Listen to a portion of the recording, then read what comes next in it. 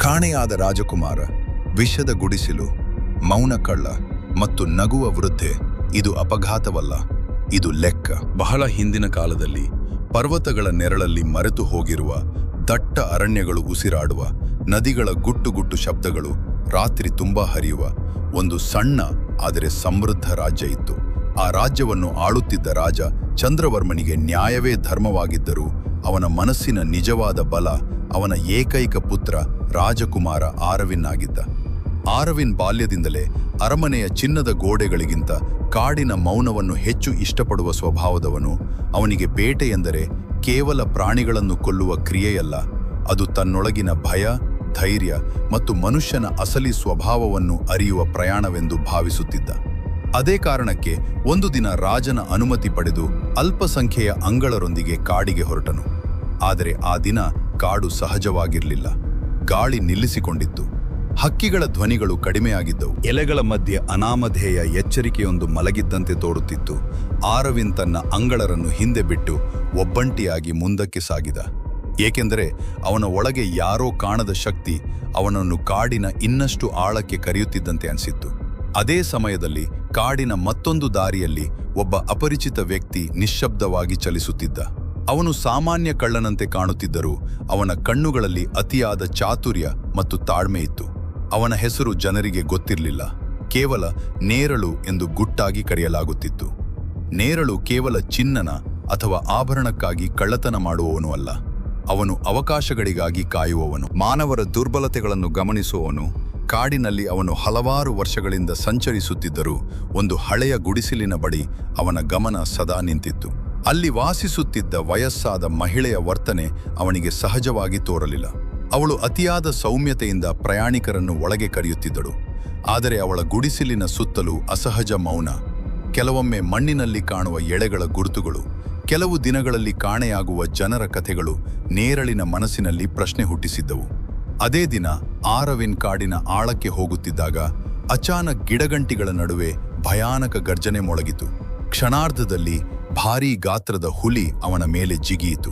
ಆರವಿನ್ ಕತ್ತಿ ಎತ್ತುವಷ್ಟರಲ್ಲಿ ಅವನ ಕುದುರೆ ಭಯದಿಂದ ನಿಯಂತ್ರಣ ತಪ್ಪಿ ಓಡಿಹೋಯಿತು. ನೆಲ ಒದ್ದೆಯಾಗಿದ್ದರಿಂದ ಅವನ ಕಾಲು ಜಾರಿ ಬಿದ್ದ. ಹುಲಿಯ ಉಸಿರಾಟ ಅವನ ಮುಖದ ಮೇಲೆ ತಾಕುವಷ್ಟು ಹತ್ತಿರವಿತ್ತು. ಕೊನೆಯ ಕ್ಷಣದಲ್ಲಿ ಅವನು ಮರದ ಬೇರು ಹಿಡಿದು ಜೀವ ಉಳಿಸಿಕೊಂಡರೂ ದಿಕ್ಕು ತಪ್ಪಿ ಕಾಡಿನೊಳಗೆ ಕಳೆದುಹೋಯಿತು. ಗಾಯಗಳಿಂದ ರಕ್ತ ಹರಿಯುತ್ತಿತ್ತು. ಸೂರ್ಯ ನಿಧಾನವಾಗಿ ಅಸ್ತಮಿಸುತ್ತಿದ್ದ. ಕತ್ತಲೆ ದಟ್ಟವಾಗತೊಡಗಿತು. ಹಸಿವು ಮತ್ತು ದಾಹ ಅವನ ಶಕ್ತಿಯನ್ನು ಹೀರುತ್ತಿದ್ದವು. ಗಂಟೆಗಳ ಕಾಲ ಅಲೆದಾಡಿದ ನಂತರ ಅವನು ಆ ಹಳೆಯ ಗುಡಿಸಿಲಿನತ್ತ ಎಳೆಯಲ್ಪಟ್ಟಂತೆ ನಡೆಯತೊಡಗಿದ. ಅದೇ ಸಮಯದಲ್ಲಿ ದೂರದಿಂದ ಎಲ್ಲವನ್ನೂ ಗಮನಿಸುತ್ತಿದ್ದ ನೇರಳು, ಈ ಯುವಕ ಸಾಮಾನ್ಯ ಪ್ರಯಾಣಿಕನಲ್ಲ ಎಂದು ತಕ್ಷಣ ಅರಿತುಕೊಂಡ. ಅವನ ಬಟ್ಟೆ, ನಡಿಗೆ ಗಾಯಗೊಂಡಿದ್ದರೂ ಅವನ ಕಣ್ಣುಗಳಲ್ಲಿ ಇದ್ದ ಧೈರ್ಯ, ಇವೆಲ್ಲವೂ ಅವನು ಸಾಮಾನ್ಯನಲ್ಲ ಎಂಬುದನ್ನು ಹೇಳುತ್ತಿದ್ದವು. ನೇರಳು ಮರಗಳ ಹಿಂದೆ ನಿಂತು ಅವನನ್ನು ಗಮನಿಸುತ್ತಿದ್ದಾಗ ವೃದ್ಧ ಮಹಿಳೆ ಹೊರಗೆ ಬಂದು ಅದೇ ಸೌಮ್ಯ ನಗಗುವಿನಿಂದ ಆರ್ವಿನ್ನನ್ನು ಒಳಗೆ ಕರೆಯುವುದನ್ನು ಕಂಡ. ಆ ಕ್ಷಣದಲ್ಲಿ ನೇರಳಿನ ಮನಸ್ಸಿನಲ್ಲಿ ಅಪಾಯಕಾರಿ ಆಲೋಚನೆ ಮೊಳಗಿತು. ಈ ಯುವಕನೊಳಗೆ ದೊಡ್ಡ ಮೌಲ್ಯ ಅಡಗಿದೆ. ಅವನು ಶ್ರೀಮಂತನಾಗಿರಬಹುದು, ಅಥವಾ ಅದಕ್ಕಿಂತ ದೊಡ್ಡದು, ಅವನು ಅಧಿಕಾರಕ್ಕೆ ಹತ್ತಿರವಿರಬಹುದು ಎಂದು. ಗುಡಿಸಿಲಿನೊಳಗೆ ಆರ್ವಿನ್ ನೀರು ಕುಡಿದು ಅವಳು ತಯಾರಿಸಿದ ಅನ್ನವನ್ನು ತಿನ್ನಲು ಕುಳಿತಾಗ ನೇರಳು ಕಿಟಕಿಯ ಬಿರುಕುಗಳ ಮೂಲಕ ಒಳಗೆ ನಡೆಯುತ್ತಿದ್ದ ಪ್ರತಿಯೊಂದು ಚಲನೆಯನ್ನು ಗಮನಿಸುತ್ತಿದ್ದ. ಅನ್ನದ ವಾಸನೆ ಸ್ವಲ್ಪ ಕಹಿಯಾಗಿದ್ದರೂ ಆರ್ವಿನ್ ಹಸಿವಿನಿಂದ ತಿನ್ನತೊಡಗಿದ. ಕೆಲವೇ ಕ್ಷಣಗಳಲ್ಲಿ ಅವನ ದೇಹದಲ್ಲಿ ವಿಚಿತ್ರ ತೀವ್ರತೆ ಶುರುವಾಯಿತು. ತಲೆ ಸುತ್ತಿತು, ದೃಷ್ಟಿ ಮಂಕಾಯಿತು, ಉಸಿರಾಟ ಭಾರವಾಯಿತು. ಅವನು ನೆಲಕ್ಕೆ ಕುಸಿದ ಕ್ಷಣದಲ್ಲಿ ನೇರಳು ಅಚ್ಚರಿಯಿಂದ ಹಿಂದೆ ಸರಿದ, ಏಕೆಂದರೆ ಅವನು ನಿರೀಕ್ಷಿಸಿರದ ಸಂಗತಿ ನಡೆದಿದೆ. ವೃದ್ಧ ಮಹಿಳೆಯ ಕಣ್ಣುಗಳಲ್ಲಿ ದುಃಖ ಅಥವಾ ಭಯವಲ್ಲ, ವಿಚಿತ್ರ ತೃಪ್ತಿ ಮಿಂಚಿತ್ತು. ಇದು ಆಹಾರವಲ್ಲ ಎಂದು ನೇರಳು ತನ್ನೊಳಗೆ ಹೇಳಿಕೊಂಡ. ಅವನಿಗೆ ಅರ್ಥವಾಯಿತು, ಇದು ಅಪಘಾತವಲ್ಲ, ಇದು ಅಭ್ಯಾಸ. ಅವನು ತಕ್ಷಣವೇ ಒಳಗೆ ಹೋಗಿ ಯುವಕನನ್ನು ಎತ್ತಿಕೊಂಡು ಹೋಗುವ ಯೋಚನೆ ಮಾಡಿದರೂ ಕ್ಷಣ ಮಾತ್ರದಲ್ಲಿ ತಾನೇ ತಡೆದುಕೊಂಡ. ಏಕೆಂದರೆ ಈ ಮಹಿಳೆ ಸಾಮಾನ್ಯವಲ್ಲ, ಅವಳ ಹಿಂದೆ ಇನ್ನೂ ದೊಡ್ಡ ರಹಸ್ಯ ಇರಬಹುದು ಎಂಬುದು ಅವನ ಅನುಭವ ಹೇಳುತ್ತಿತ್ತು. ಅದೇ ಸಮಯದಲ್ಲಿ ಅರಮನೆಗೆ ಆರವಿನ್ ಮರಳದ ಸುದ್ದಿ ತಲುಪಿದಾಗ ರಾಜ ಚಂದ್ರವರ್ಮನ ಹೃದಯ ಕಂಪಿಸಿತು. ಅವನು ತಕ್ಷಣ ತನ್ನ ಅತ್ಯಂತ ನಂಬಿಕಸ್ಥ ಮತ್ತು ಬುದ್ಧಿವಂತ ಮಂತ್ರಿ ವಿಕ್ರಮಸೇನನನ್ನು ಕರೆಸಿ, ನನ್ನ ಮಗ ಬದುಕಿದ್ದರೂ ಸತ್ತಿದ್ದರೂ ಹುಡುಕಿತರು, ಆದರೆ ಸತ್ಯವನ್ನು ಮರೆಮಾಚಬೇಡ ಎಂದು ಆದೇಶಿಸಿದ. ವಿಕ್ರಮಸೇನ ಕಾಡಿನತ್ತ ಹೊರಟಾಗ ಅವನಿಗೂ ಗೊತ್ತಿರಲಿಲ್ಲ, ಈ ಹುಡುಕಾಟ ಕೇವಲ ರಾಜಕುಮಾರನಿಗಾಗಿ ಅಲ್ಲ, ಅದು ವಿಷ, ಕಳ್ಳತನ, ಅಪಹರಣ ಮತ್ತು ಮರೆಮಾಚಿದ ಪಾಪಗಳ ಜಾಲವನ್ನು ತೆರೆದುಕೊಳ್ಳುವ ಆರಂಭವಾಗುತ್ತದೆ ಎಂಬುದು. ಮತ್ತು ಅದೇ ಕಾಡಿನಲ್ಲಿ ಗುಡಿಸಿಲಿನ ನೆರಳಲ್ಲಿ ನೇರಳು ಒಂದು ದೊಡ್ಡ ನಿರ್ಧಾರ ತೆಗೆದುಕೊಂಡ. ಈ ಯುವಕನನ್ನು ಕೇವಲ ಬಿಟ್ಟು ಹೋಗುವುದಿಲ್ಲ, ಅವನನ್ನು ಬದುಕಿಸಿ ಅಪಹರಿಸುವುದು, ಅವನ ಗುರುತನ್ನು ಪತ್ತೆ ಹಚ್ಚುವುದು ಮತ್ತು ಅವನ ಮೂಲಕ ಒಂದು ರಾಜಕೀಯ ಆಟವನ್ನು ಆಡಲು. ಆದರೆ ಅದಕ್ಕೂ ಮುನ್ನ ಆ ವೃದ್ಧ ಮಹಿಳೆಯ ರಹಸ್ಯವನ್ನು ಸಂಪೂರ್ಣವಾಗಿ ಅರಿಯಬೇಕು ಎಂದು. ಹೀಗೆ ಕಾಡಿನ ಮೌನದಲ್ಲಿ 3 ವಿಭಿನ್ನ ಉದ್ದೇಶಗಳು ಒಂದೇ ದಿಕ್ಕಿನಲ್ಲಿ ಚಲಿಸತೊಡಗಿದವು. ಒಬ್ಬ ತಂದೆಯ ಆತಂಕ, ಒಬ್ಬ ಕಳ್ಳನ ಲೆಕ್ಕಾಚಾರ ಮತ್ತು ಒಬ್ಬ ವೃದ್ಧ ಮಹಿಳೆಯ ಮರೆಮಾಚಿದ ವಿಷದ ನಗು. ಕಾಡಿನ ಆ ರಾತ್ರಿ ಇನ್ನೂ ಗಟ್ಟಿಯಾಗತೊಡಗಿದಾಗ ಗುಡಿಸಿಲಿನ ಒಳಗೆ ಅಚೇತನವಾಗಿ ಬಿದ್ದಿದ್ದ ಆರವಿನ ಉಸಿರಾಟ ಕ್ಷೀಣವಾಗುತ್ತಿತ್ತು. ವೃದ್ಧ ಮಹಿಳೆ ತನ್ನ ಕೆಲಸ ಮುಗಿದಂತೆ ಮಣ್ಣಿನ ಕುಂಡಗಳನ್ನು ಸರಿಸುತ್ತಾ, ಬೆಂಕಿಯ ಮೇಲೆ ಮತ್ತೊಂದು ಪಾತ್ರೆ ಇಡುತ್ತಾ, ಈ ಬಾರಿ ಎಲ್ಲವೂ ಹಿಂದಿನಂತೆ ಸರಾಗವಾಗಿ ಮುಗಿಯುತ್ತದೆ ಎಂಬ ನಂಬಿಕೆಯಲ್ಲಿ ಇದ್ದಳು. ಆದರೆ ಕಿಟಕಿಯ ಬಿರುಕುಗಳಿಂದ ಅವಳ ಪ್ರತಿಯೊಂದು ಚಲನವಲನವನ್ನು ಗಮನಿಸುತ್ತಿದ್ದ ನೇರಳು, ಅವಳ ಕೈಯಲ್ಲಿ ಇದ್ದ ಪುಡಿಗಳ ಬಣ್ಣ, ಅವಳ ಬೆರಳುಗಳಲ್ಲಿ ಕಾಣುತ್ತಿದ್ದ ಹಳೆಯ ಗಾಯಗಳು, ಅವಳ ಮುಖದಲ್ಲಿ ಕಳೆದು ಹೋಗಿದ್ದ ಮಾನವೀಯತೆಯ ಗುರುತುಗಳು, ಇವೆಲ್ಲವೂ ಅವಳು ಸಾಮಾನ್ಯ ವೃದ್ಧೆಯಲ್ಲ ಎಂಬುದನ್ನು ಮತ್ತಷ್ಟು ದೃಢಪಡಿಸಿದವು. ಆರವಿನ್ ನೆಲಕ್ಕೆ ಕುಸಿದ ಕ್ಷಣದಲ್ಲೇ ನೇರಳು ಒಳಗೆ ಪ್ರವೇಶಿಸಿ ಅವನ ನಾಡಿ ತಟ್ಟಿದಾಗ ಇನ್ನೂ ಜೀವ ಉಳಿದಿರುವುದನ್ನು ಅರಿತುಕೊಂಡ ಅವನ ಅನುಭವ ಹೇಳುತ್ತಿದ್ದಿತು, ಇದು ನಿಧಾನವಾಗಿ ಕೊಲ್ಲುವ ವಿಷ, ಸಮಯ ಇದ್ದರೆ ಜೀವ ಉಳಿಸಬಹುದು ಎಂದು. ಆದರೆ ವೃದ್ಧ ಮಹಿಳೆ ಒಳಗೇ ಇದ್ದಾಗ ಅವನಿಗೆ ತಕ್ಷಣ ಆ ಕಾರ್ಯ ಸಾಧ್ಯವಿರಲಿಲ್ಲ. ಅದಕ್ಕಾಗಿ ಅವನು ಕುಶಲತೆಯಿಂದ ಬೆಂಕಿಯ ಬಳಿ ಇರುವ ಪಾತ್ರೆಯನ್ನು ತಳ್ಳಿಹಾಕಿ ಹೊಗೆ ತುಂಬುವಂತೆ ಮಾಡಿ ಹೊರಗೆ ಓಡಿದಂತೆ ನಾಟಕವಾಡಿದ. ಗಾಬರಿಗೊಂಡ ವೃದ್ಧ ಮಹಿಳೆ ಹೊರಗೆ ಬಂದ ಕ್ಷಣದಲ್ಲಿ ನೇರಳು ಕ್ಷಿಪ್ರವಾಗಿ ಆರವಿನನ್ನು ಎತ್ತಿಕೊಂಡು ಕಾಡಿನ ಒಳಗೆ ಮರೆಯಾದ. ಅವನ ಉದ್ದೇಶ ಆ ಕ್ಷಣದಲ್ಲಿ ಸ್ಪಷ್ಟವಾಗಿರಲಿಲ್ಲ, ಜೀವ ಉಳಿಸುವುದೋ ಅಥವಾ ಅಪಹರಣವೋ. ಆದರೆ ಅವಕಾಶವನ್ನು ಕೈಬಿಡದ ಗುಣ ಅವನ ಸ್ವಭಾವವಾಗಿತ್ತು. ಕಾಡಿನ ದಟ್ಟ ನೆರಳಲ್ಲಿ ಸಾಗುತ್ತಿದ್ದಾಗ ಆರವಿನ ದೇಹ ಮತ್ತಷ್ಟು ತಣ್ಣಗಾಗುತ್ತಿತ್ತು. ನೇರಳು ತನ್ನ ಬಳಿಯಿದ್ದ ಸಣ್ಣ ಔಷಧ ಪುಡಿಯನ್ನು ಅವನ ಬಾಯಿಗೆ ಹಾಕಿ ನೀರಿನ ಕೆಲವು ಹನಿ ಹಾಕಿದ. ಇದು ಸಂಪೂರ್ಣ ಪರಿಹಾರವಲ್ಲ, ಆದರೆ ಸಮಯ ಗೆಲ್ಲಲು ಸಾಕು ಎಂದು ಅವನು ತಿಳಿದಿದ್ದ. ಅದೇ ಸಮಯದಲ್ಲಿ ವೃದ್ಧ ಮಹಿಳೆ ಗುಡಿಸಿಲಿಗೆ ಮರಳಿ ಬಂದಾಗ ಒಳಗೆ ಖಾಲಿತನ ಕಂಡು ಅವಳ ಮುಖದಲ್ಲಿ ಮೊದಲ ಬಾರಿಗೆ ನಿಜವಾದ ಆತಂಕ ಮೂಡಿತು. ಏಕೆಂದರೆ ಈ ಬಾರಿ ಬಲಿಯಾದವನು ಸಾಮಾನ್ಯನಲ್ಲ ಎಂದು ಅವಳಿಗೂ ಅರಿವಾಗಿತ್ತು. ಅವಳು ಕಾಡಿನೊಳಗೆ ಕಿರುಚುತ್ತಾ ಹುಡುಕಲು ಯತ್ನಿಸಿದರೂ ಕತ್ತಲೆ ಮತ್ತು ಭಯ ಅವಳನ್ನು ಹಿಂದಕ್ಕೆ ತಳ್ಳಿತು. ಇನ್ನೊಂದೆಡೆ ಅರಮನೆಯಿಂದ ಹೊರಟ ವಿಕ್ರಮಸೇನ ತನ್ನ ಶೋಧನೆಯನ್ನು ತೀವ್ರಗೊಳಿಸಿದ್ದ. ಹುಲಿಯ ಗುರುತುಗಳನ್ನು ಅನುಸರಿಸುತ್ತಾ ನಂತರ ಏಕಾಏಕಿ ಕಾಣೆಯಾಗುವ ಕಾಲು ಗುರುತುಗಳು ಅವನ ಗಮನ ಸೆಳೆದವು. ಇಲ್ಲಿ 3ನೇ ವ್ಯಕ್ತಿ ಇದ್ದಾನೆ ಎಂದು ಅವನು ತನ್ನೊಳಗೆ ಹೇಳಿಕೊಂಡ. ಏಕೆಂದರೆ ಹುಲಿ ಮತ್ತು ರಾಜಕುಮಾರನ ಗುರುತುಗಳ ನಡುವೆ ಬೇರೆ ರೀತಿಯ ಹೆಜ್ಜೆಗಳ ಗುರುತುಗಳು ಕಂಡುಬಂದಿದ್ದವು. ಅವು ಯೋಧನದಾಗಿರಲಿಲ್ಲ, ಅಂಗಳರದಾಗಿರಲಿಲ್ಲ, ಆದರೆ ಕಾಡನ್ನು ಚೆನ್ನಾಗಿ ಅರಿತವನ ಹೆಜ್ಜೆಗಳಾಗಿದ್ದವು. ವಿಕ್ರಮಸೇನನ ಅನುಮಾನ ಗಟ್ಟಿಯಾದಂತೆ ಅವನು ತನ್ನ ಸೈನಿಕರನ್ನು 2 ದಳಗಳಾಗಿ ವಿಭಜಿಸಿ ಒಬ್ಬ ದಳವನ್ನು ಗುಡಿಸಿಲಿನತ್ತ ಕಳುಹಿಸಿ ಮತ್ತೊಂದನ್ನು ಕಾಡಿನ ಒಳಗೆ ಹರಿಸಿದ. ಗುಡಿಸಿಲಿನಲ್ಲಿ ಅವರು ಕಂಡದ್ದು ಹಳೆಯ ಕತೆಗಳ ನೆರಳು, ಒಣಗಿದ ಮಣ್ಣಿನ ಕೆಳಗೆ ಮರೆಮಾಚಿದ ಎಲುಬುಗಳ ತುಂಡುಗಳು, ವಿಷದ ಪಾತ್ರೆಗಳು ಮತ್ತು ಕಾಣೆಯಾಗಿದ್ದವರ ಗುರುತುಗಳು. ಅದೇ ಕ್ಷಣದಲ್ಲಿ ವಿಕ್ರಮಸೇನನಿಗೆ ಸ್ಪಷ್ಟವಾಯಿತು, ಇದು ಕೇವಲ ಅಪಘಾತವಲ್ಲ, ಇದು ವರ್ಷಗಳಿಂದ ನಡೆಯುತ್ತಿರುವ ಸರಣಿ ಅಪರಾಧ ಮತ್ತು ರಾಜಕುಮಾರ ಈ ಜಾಲದಲ್ಲಿ ಸಿಲುಕಿದ್ದಾನೆ ಎಂದು. ಇತ್ತ ನೇರಳು ಕಾಡಿನ ಆಳದಲ್ಲಿ ಒಂದು ಹಳೆಯ ಗುಹೆಯೊಳಗೆ ಆರವಿನನ್ನು ತಂದು ಮಲಗಿಸಿದ. ಅವನು ತನ್ನ ಮನಸ್ಸಿನಲ್ಲಿ ಲೆಕ್ಕ ಹಾಕುತ್ತಿದ್ದ, ಈ ಯುವಕ ರಾಜಕುಮಾರನಾಗಿದ್ದರೆ ಅವನ ಬೆಲೆ ಅಪಾರ, ಆದರೆ ಸತ್ತರೆ ಅವನಿಗೆ ಯಾವ ಲಾಭವೂ ಇಲ್ಲ, ಬದುಕಿದ್ದರೆ ಮಾತ್ರ ಆಟ ಮುಂದುವರಿಸಬಹುದು ಎಂದು. ಆದರೆ ಆರವಿನ ಮುಖದಲ್ಲಿದ್ದ ನಿರ್ದೋಷಿತನ ಮತ್ತು ಧೈರ್ಯ ಅವನ ಮನಸ್ಸಿನಲ್ಲಿ ವಿಚಿತ್ರ ಗೊಂದಲ ಹುಟ್ಟಿಸುತ್ತಿತ್ತು.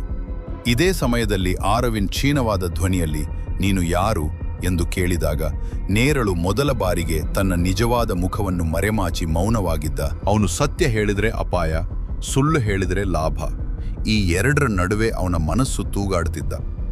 ಕಾಡಿನ ಹೊರಗಡೆ ವೃದ್ಧ ಮಹಿಳೆ ತನ್ನ ಹಳೆಯ ತಪ್ಪುಗಳು ಈ ಬಾರಿ ತನ್ನನ್ನೇ ಹಿಂಬಾಲಿಸುತ್ತಿವೆ ಎಂಬ ಭಯದಲ್ಲಿ ರಾತ್ರಿ ತುಂಬಾ ನಿದ್ರಿಸದೆ ಕುಳಿತಿದ್ದಳು. ಏಕೆಂದರೆ ಯಾರೋ ಅವಳ ಆಟವನ್ನು ಕಿತ್ತುಕೊಂಡಿದ್ದಾರೆ ಎಂಬುದನ್ನು ಅವಳು ಅರಿತುಕೊಂಡಿದ್ದಳು. ಮತ್ತು ಅದೇ ಕಾಡಿನಲ್ಲಿ 3 ದಿಕ್ಕುಗಳಿಂದ ಒತ್ತಡ ಹೆಚ್ಚುತ್ತಿತ್ತು. ಒಬ್ಬ ಮಂತ್ರಿಯ ತನಿಖೆ, ಒಬ್ಬ ಕಳ್ಳನ ಲೆಕ್ಕಾಚಾರ ಮತ್ತು ಒಬ್ಬ ವೃದ್ಧ ಮಹಿಳೆಯ ಭಯ. ಈ ಮೂರು ಒಂದೇ ಬಿಂದುವಿನಲ್ಲಿ ಡಿಕ್ಕಿ ಹೊಡೆಯುವ ಸಮಯ ಸಮೀಪಿಸುತ್ತಿತ್ತು. ಕಾಡಿನ ಆಳದಲ್ಲಿರುವ ಆ ಗುಹೆಯೊಳಗೆ ಬೆಳಕು ಬೀಳದಿದ್ದರೂ ಸತ್ಯ ನಿಧಾನವಾಗಿ ಬೆಳಕಿಗೆ ಬರುತ್ತಿತ್ತು. ಆರವಿನ್ನ ಜ್ವರ ಹೆಚ್ಚುತ್ತಿದ್ದಂತೆ ನೇರಳು ತನ್ನೊಳಗಿನ ಲಾಭದ ಲೆಕ್ಕಾಚಾರವನ್ನು ಮೊದಲ ಬಾರಿಗೆ ಮರೆತು ಮಾನವನಂತೆ ನಡೆದುಕೊಳ್ಳಬೇಕಾದ ಕ್ಷಣ ಬಂದಿದೆ ಎಂದು ಅರಿತುಕೊಂಡ ಅವನು ತನ್ನ ಹಳೆಯ ಗುರುಗಳಿಂದ ಕಲಿತ ಸಂಪೂರ್ಣ ಔಷಧ ಜ್ಞಾನವನ್ನು ಬಳಸಿಕೊಂಡು ಕಾಡಿನಲ್ಲಿ ದೊರಕುವ ಬೇರುಗಳು, ಎಲೆಗಳು ಮತ್ತು ಜಲಸ್ರೋತದ ನೀರನ್ನು ಸೇರಿಸಿ ಪ್ರತಿವಿಷ ತಯಾರಿಸಿದ. ಅದು ಸಂಪೂರ್ಣ ಪರಿಹಾರವಲ್ಲದಿದ್ದರೂ ಜೀವ ಉಳಿಸುವ ಮಟ್ಟಿಗೆ ಕೆಲಸ ಮಾಡಿತು. ಆ ರಾತ್ರಿಯಿಡೀ ಆರವಿನ್ ಬದುಕಿನ ಮತ್ತು ಸಾವಿನ ನಡುವೆ ತೂಗಾಡುತ್ತಿದ್ದ. ಮಧ್ಯೆ ಮಧ್ಯೆ ಅವನು ಕಂಡ ಕನಸುಗಳಲ್ಲಿ ಹುಲಿ, ವೃದ್ಧ ಮಹಿಳೆಯ ನಗು ಮತ್ತು ಕತ್ತಲಿನಲ್ಲಿ ಮರೆಮಾಚಿದ ಮುಖಗಳು ಬೆರೆತು ಬರುತ್ತಿದ್ದವು. ಬೆಳಗಿನ ಜಾವಕ್ಕೆ ಅವನು ಕಣ್ಣು ತೆರೆದಾಗ ನೇರಳನ್ನು ಸ್ಪಷ್ಟವಾಗಿ ನೋಡಿ, ನೀನು ನನ್ನನ್ನು ಏಕೆ ಉಳಿಸಿದೆ ಎಂದು ಕೇಳಿದ. ಆ ಪ್ರಶ್ನೆ ನೇರಳನ್ನು ಮೌನಗೊಳಿಸಿತು, ಏಕೆಂದರೆ ಅವನ ಬದುಕಿನಲ್ಲಿ ಇದುವರೆಗೆ ಯಾರೂ ಇಂತಹ ಪ್ರಶ್ನೆ ಕೇಳಿರಲಿಲ್ಲ. ಅವನು ಕೊನೆಗೆ ಸತ್ಯ ಹೇಳಿದ, ಅಪಹರಣ ಯೋಚನೆಯಿಂದಲೇ ನಾನು ನಿನ್ನನ್ನು ಎತ್ತಿಕೊಂಡೆ. ಆದರೆ ನೀನು ಸತ್ತಿದ್ದರೆ ನನಗೆ ಏನೂ ಸಿಗುವುದಿರಲಿಲ್ಲ.